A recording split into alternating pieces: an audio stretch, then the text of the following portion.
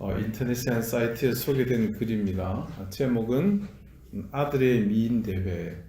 내용을 제가 그냥 한번 읽어드리겠습니다.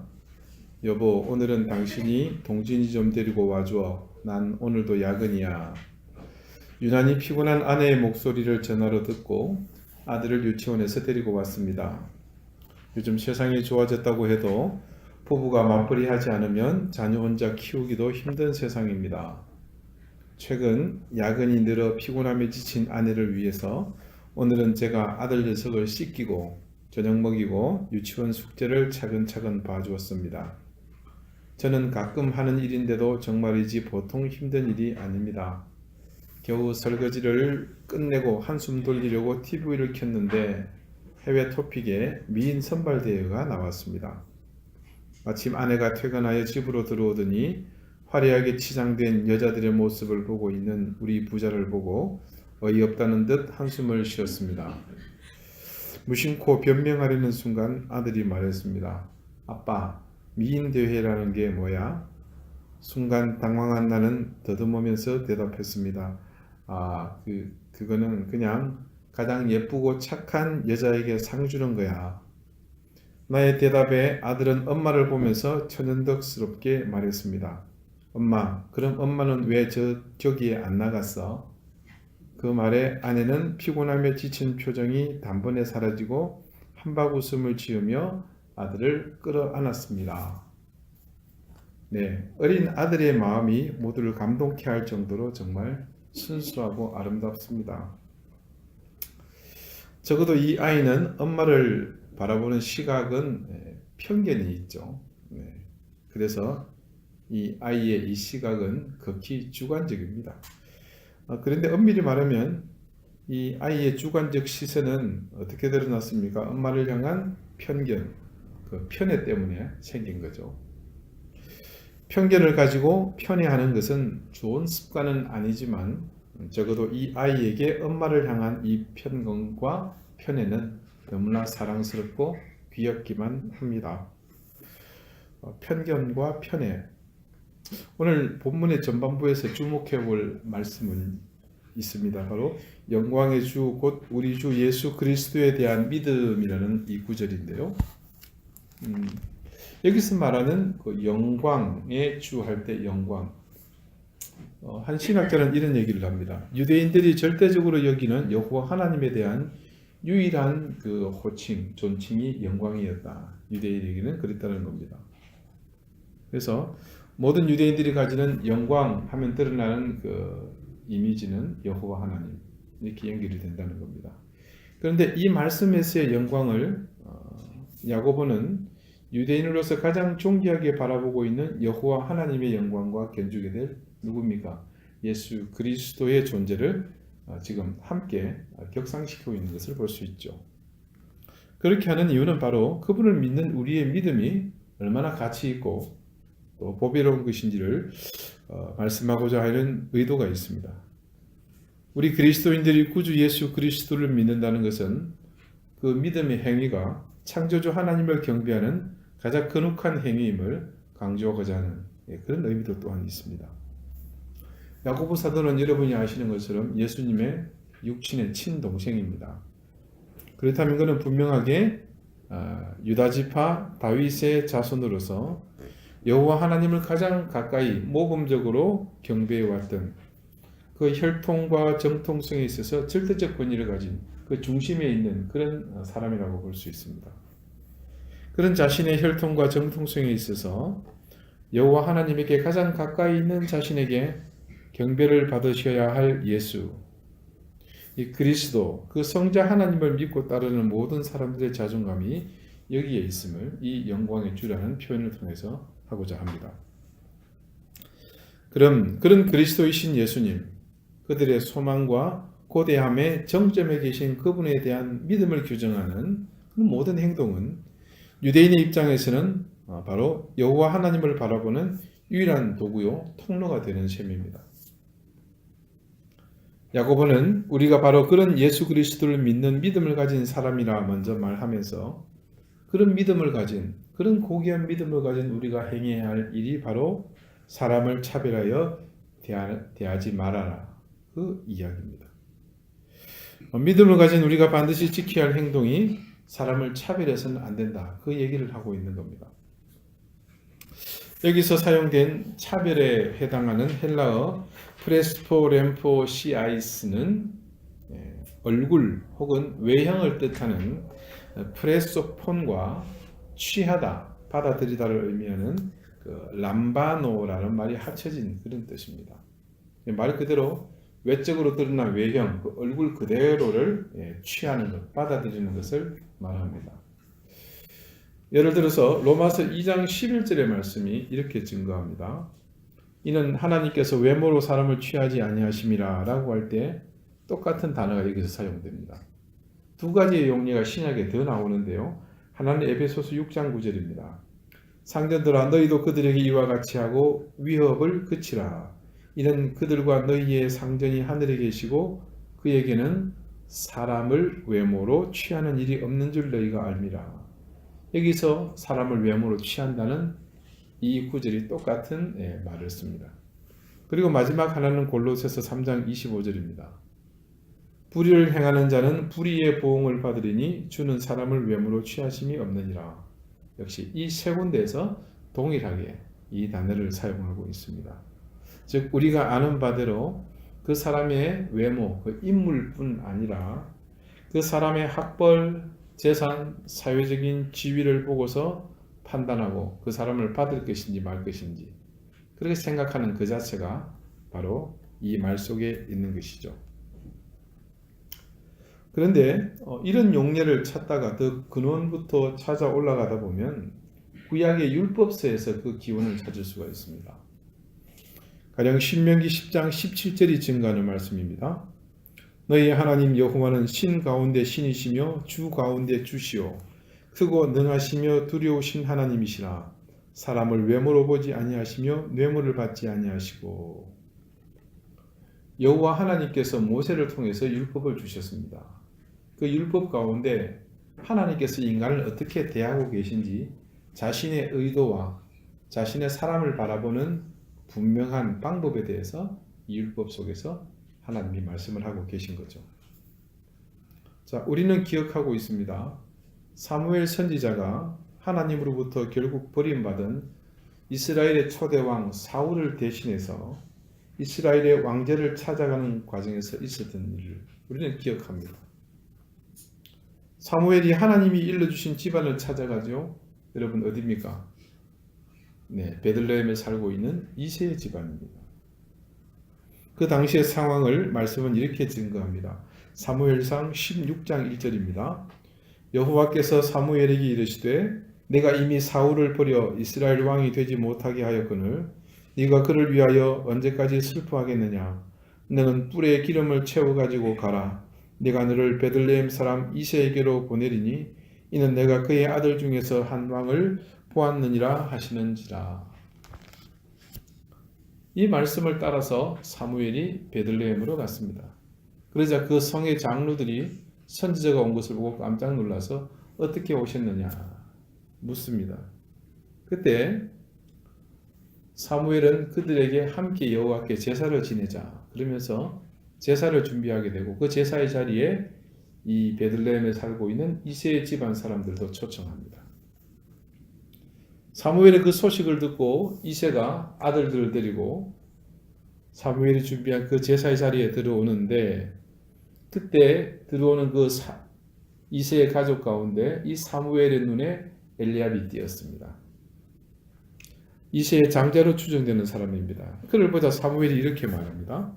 그들이 오매 사무엘이 엘리압을 보고 마음에 이르기를 여호와의 기름 부으실 자가 과연 주님 앞에 있도다. 그런데 하나님께서는 그렇게 탄식하며 고백하는 사무엘의 그 생각에 찬물을 끼얹습니다. 그리고 다음과 같이 말씀하시죠. 그게 사무엘상 16장 7절이 증가하는 말씀입니다. 여호와께서 사무엘에게 이르시되 그의 용모와 키를 보지 말라. 내가 이미 그를 버렸노라. 내가 보는 것은 사람과 같지 아니하니 사람은 외모를 보거니와 나 여호와는 중심을 보느니라 하시니라. 바로 그 유명한 말씀이 이 현장에서 나온 이야기입니다. 하나님께서는 키와 용모를 보지 않으신다. 그를 이미 버렸다. 이 엘리압을 얘기한 것은 아니라고 추정됩니다. 이 용모와 키를 보고 세웠던 사람이 누구였습니까? 사울이었던 것이죠. 자, 이제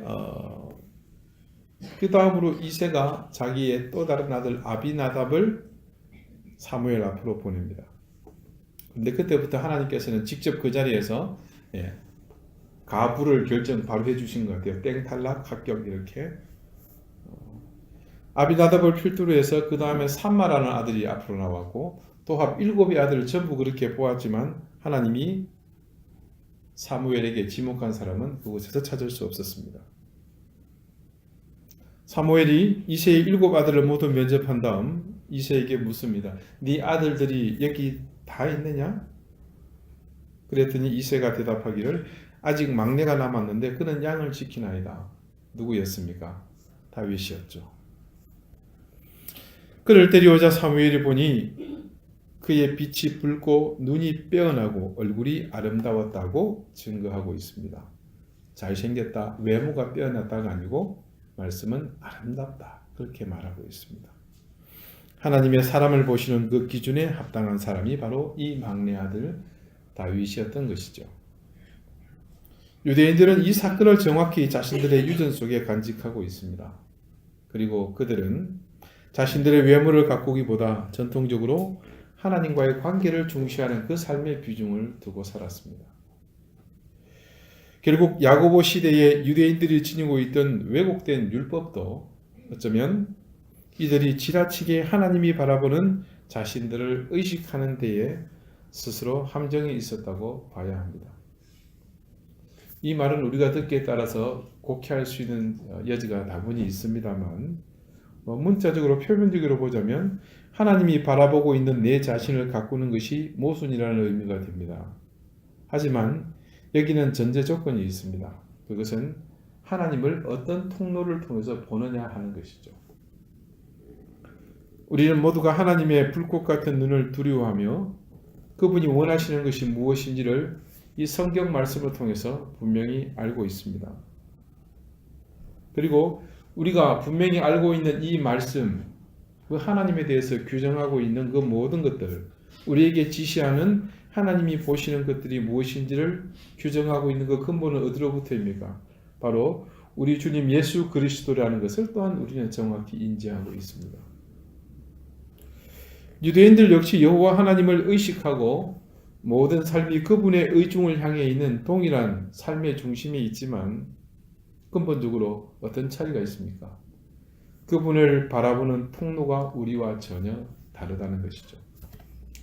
우리는 하늘을 향해 마치 뻥 뚫려 있는 관을 통해서 본다면 그들은 그렇게 바로 보는 것이 아니고 마치 잔망경과 같이 이렇게 그래서 일직선으로 보는 것이 아니라 편의대로 꺾여진, 그래서 여러 번 굴절된 그 각을 통해 비춰지는 것만을 보는 그런 방법으로 하나님을 봅니다. 더욱이 우리는 중간에 아무런 필터 없이 하나님을 보지만 그들은 그 중간에 여러 층의 필터들이 있습니다. 그 필터들을 통과하여 보여진 하나님을 본다는 점에서 우리와 근본부터 다르죠. 그리고 그 필터는 주기적으로 하나님을 보고자 하는 사람들의 의도에 따라 편의대로 교체되기를 수없이 반복되어 왔습니다. 그래서 정작 그들이 하나님을 의식하고 본다고 하지만 그때 자신들이 보게 된 하나님은 하나같이 필터링 되어서 보여진 허상만을 보게 되어 있습니다. 그것을 보면서 하나님을 보았다라고 하는 거죠. 실제로 그 결과 유대인들이 하나님이 보시는 그 중심을 따라 사는 삶을 열심히 살긴 했습니다. 그러나 정작 하나님의 방법, 하나님이 보신다고 생각하는 그 중심을 따라 살았던 삶이 아니라 율법의 힘이 더 우선하는, 그래서 결국은 인간들이 만든 그 허상을 쫓는 삶이 되었던 것입니다. 세상 가치를 쫓아가는 완전히 육에 속한 삶과 형식만 있는 신앙의 삶이 가진 근본적인 차이가 바로 이 유대인들의 삶에서 그대로 보여지고 있습니다. 우리는 두 가지를 모두 배격합니다. 하지만 형식만 남아있는 예배와 또 가식으로 가득 찬 신앙과 외형을 쫓아 살며 세상 권세와 명예 그리고 황금 만능을 쫓아가는 삶은 틀립니다. 하나님만을 바라보는 유대인 그리고 그 하나님을 동일하게 바라보는 그리스도인들, 유대인들은 자신들이 만든 율법에 얽매여 그 율법의 계명을 따라서 사는 것이 하나님이 보시는 중심을 가꾸는 삶이었는지 모릅니다. 그러나 우리는 진실로 그리스도의 가르침을 통해 왜곡되지 않는 온전한 믿음으로 하나님을 바라보는 그런 신앙으로 살고 있지 않습니까? 우리의 믿음은 온 우주를 통틀어서 가장 영광스러운 그 이름, 성부 하나님이 인간이 되셔서 우리 가운데 우리와 같이 되셔서 함께 고난받으심으로 온전한 인간이 되어 주셨고, 그리고 흠없는 제물이 되셔서 유월절의 어린 양으로 단숨에 피 흘리심으로 구원을 이루신 그 영광의 주님을 믿는 믿음입니다.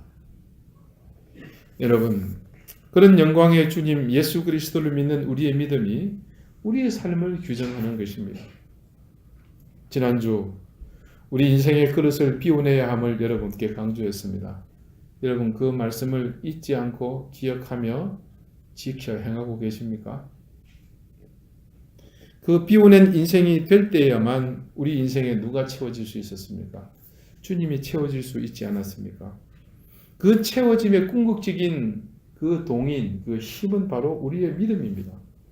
그렇게 채워진 우리의 인생의 절대적인 능력, 그 믿음이 우리의 삶을 비로소 규정하는 것 아닙니까?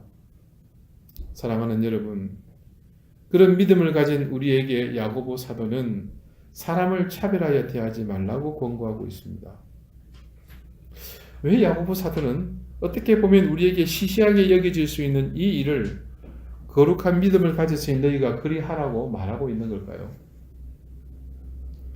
자, 만약 제가 아니면 다른 어떤 교회든 목사님이 교인들을 향해서 설교 시간에 여러분 사람을 차별되게 대하지 마십시오. 그것이 우리 주님이 주시는 교훈입니다. 라고 주문한다면 적어도 현대 이 우리나라 교회의 모든 성도들에게 이런 가르침은 사실 거의 설득력이 없는 교훈이라고 봐도 무방합니다. 왜냐하면요, 우리는 누구보다도 기타 어떤 종교보다도 그리고 어떤 공동체, 어떤 사회보다도 이것을 잘 지키고 있기 때문입니다. 그러면서 우리는 자랑스럽게 우리 공동체를 자신 있게 내어밀지 않습니까? 그리스도를 구주를 믿지 않는 사람들에게, 우리의 이웃에게 당당하게 지금 우리의 모습이 야고보가 말하고 있는 이 교훈에 가장 적합한 공동체임을 자신합니다. 하지만 야고보가 적어도 이 말씀을 오늘 우리에게 던지는 분명한 이유가 있습니다. 그것은 마치 환하게 빛나는 등불빛이 어두워서 못 보는 것처럼 강렬한 빛이 있지만 또 한편으로 그 빛으로 인해 가려진 그림자 뒤에 가려진 그 현실이 우리에게 엄연히 존재함을, 그 현실을 향해서 말하고 있는 것입니다. 우리는 이 말씀을 지극히 문자적으로 나름 열심히 수용해 왔습니다. 왜냐하면 적어도 우리는 누구나 예외 없이 어떤 사람이든 기꺼이 우리 공동체의 멤버가 되도록 문을 활짝 열어 제쳐놓고 있는 철저한 가톨릭 교회, 이게 보편의 교회로 만들고 있다고 자신하기 때문입니다. 가령 예를 들어서 아주 남루한 옷차림의 행여자나 노숙자가 지금 저 문을 열고 들어온다고 생각해 봅시다. 우리는 너나 할 것 없이 벌떡 일어나서 과하게 반응하며 그분을 맞을 것입니다. 외국인 근로자가 온다거나 또 아니면 장애인이 온다거나 혹은 전과자나 다른 핸디캡이 있는 어떤 누가 오더라도 친절히 맞으며 배척하지 않을 자신이 우리에게는 있습니다. 적어도 우리가 그 정도는 하잖아요. 근데 과연 우리가 그런 모습을 가진 것으로만 이 야고보의 교훈을 잘 감당하고 있다고 할 수 있을까요? 이 말씀을 준비하면서 다른 영어 번역본을 이 구절이 어떻게 번역하고 있는지를 한번 찾아봤습니다. 제일 먼저 우리가 가장 많이 보는 NIV, 이 성경에서는 지금 이 차별한다라는 뜻의 단어를 favoritism이라고 번역하고 있습니다. 우리말로 하자면 건 편애입니다. 아이의 편애 기억나시죠? 또 다른 성경 English Standard 버전인 ESV는 사람을 차별하여 대한다는 뜻의 이 말을 partiality라고 번역하고 있습니다. 우리말로 편견입니다. 그리고 끝으로 흠정력이라고 불리죠. 자타가 공인하는 가장 권위 있는 영어 성경입니다. 킹 제임스 버전. 이 구절은 다음과 같이 번역하고 있습니다. Respect of persons. 한참 헤맸습니다. 왜 이런 표현을 썼을까? 제가 영어 실력이 짧기 때문에 저보다 좀 나은 아들을 부르다가 너는 이걸 어떻게 보느냐. 그래서 또 다른 주석들을 막 찾았죠. 사람을 외모로 취하게 되는 결정적인 두 가지 원인을 꼽자면 바로 편견과 편애일 것입니다. 그런 의미에서 처음에 두 성경 NIV와 ESV는 favoritism이나 partiality는 아주 적절한 번역이죠. 그런데 그것과 전혀 다르게 이 흠정력이 존경과 존중을 뜻하는 respect를 여기서 사용했다는 것은 놀랍기 그지없습니다. 단지 번역을 의미 있게 다르게 한 정도가 아니라 모든 대상을 존중함으로 편견과 편애로 인해서 파생될 수 있는 모든 원인을 이 리스펙트가 일시에 소멸시켜버리는 그런 효과가 있지 않습니까? 여러분, 존중과 존경이 있다면 그곳에 편애와 편견이 존재할 이유가 없지 않습니까? 존중. 이 존경이 가지는 의미는 처음에 상반부의 그 말씀을 더욱 의미 있게 해석할 수 있는 그런 요인이기도 합니다. 오늘 말씀을 다시 한번 우리가 읽어봅시다. 내 형제들아, 영광의 주 곧 우리 주 예수 그리스도에 대한 믿음을 너희가 가졌으니 사람을 차별하여 대하지 말라. 여기 내 형제들, 적어도 그들은 영광의 주 곧 우리 주 예수 그리스도에 대한 믿음을 가진 사람들입니다. 그 믿음은 바로 우리 모두가 죄인이었지만 영원히 씻을 수 없는 죄를 범한 그런 멸망받을 존재였지만 그리스도께서 우리를 대신하여 죽으심으로 우리가 구원받은 의롭게 된 존재라는 것을 믿는 것입니다. 그러므로 여기서 리스펙트를 사용한 번역은 우리 모든 인간은 주님께 그런 존재이므로 서로 존중받아야 되는 대상임을, 서로를 존경해야 됨을 여기서 말해주고 있는 것입니다. 우리가 대하는 모든 대상의 의미가 무엇인지를. 사랑하는 여러분, 교회에서 우리가 차별하지 않고 낮은 사람을 맞아들이고 그들을 품어주는 것으로 모두 다 했다고 생각해서는 안 됩니다. 그것은 마치 유대인들이 형식적이며 껍데기만 남은 규례와 율례를 지키면서 자신의 임의대로 율법을 변질시켜 하나님을 이해하려 했던 것과 다를 바 없습니다. 주님이 우리에게 진정으로 원하시는 것은 단지 편견과 편애를 없애는 것으로 만족하는 삶이 아니라 누구든 그 사람을 존중하고 그 대상을 존경하는 삶을 사는 것입니다. 우리의 삶이 온전한 믿음의 삶이 되려면 우리는 자신을 버림으로써 우리의 생명을 구원하여 주신 주님이 동일하게 그렇게 목숨을 내어 주기까지 사랑하시는 나를 제외한 모든 이들을 존중하고 사랑할 수 있어야 합니다. 야고보 사도는 우리에게 보다 더 근본적인, 더 본질적인 우리 신앙의 자세를 지금 여기서 말하고 있는 것이죠. 사랑하는 여러분, 내 곁에 있는 지체를 사랑하십시오. 편애와 편견을 버리는 정도로 만족해하지 마시고 더 깊은 열정과 수고를 통해 그를 존중하며 존경하는 마음에 이르도록 더 성숙한 사랑을 하십시오. 그것이 곧 믿음이고 영광스러운 우리 주님을 믿는 온전한 신앙입니다. 우리 방주교회는 사랑이 가득한 교회이며 또한 누구든 그 사람을 존중하고 존경하는 공동체여야 합니다.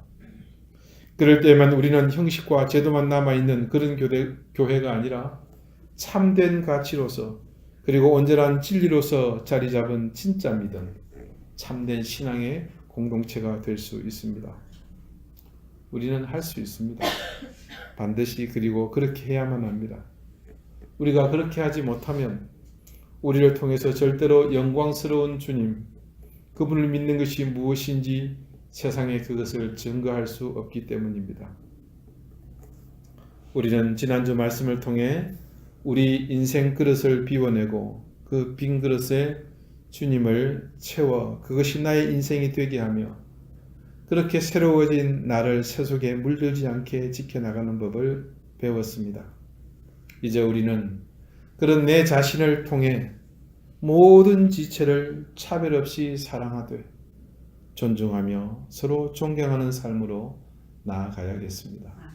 기도드리시겠습니다. 사랑하는 주님, 우리 속에 있는 습관이 되어버린 수많은 신앙을 이제 바꾸기 원합니다. 쉽게 길들여지고 자연스러워졌지만 그것이 옳고 그름을 알지 못하고 그냥 내 임의대로 내 편의대로 믿음이라고 생각했던 그 모든 것을 이제 바꾸게 해 주시옵소서. 당연하다고 생각하며 몸에 익숙해서가 아니라 누구든 우리와 함께하는 그 사람을 사랑하고 존중하며 존경하는 마음으로 우리가 주님을 믿는 믿음이 드러나게 하여 주옵소서. 우리 사랑하는 방주교회 공동체는 수동적인 신앙의 훈련이 아닌 마음을 다하고 성품을 다하여 사랑하고 존중하며 섬김을 온전히 행함으로 주님을 따라갈 수 있는 진실된 교회가 되게 하여 주시옵소서. 예수 그리스도 이름으로 기도드리옵나이다. 아멘.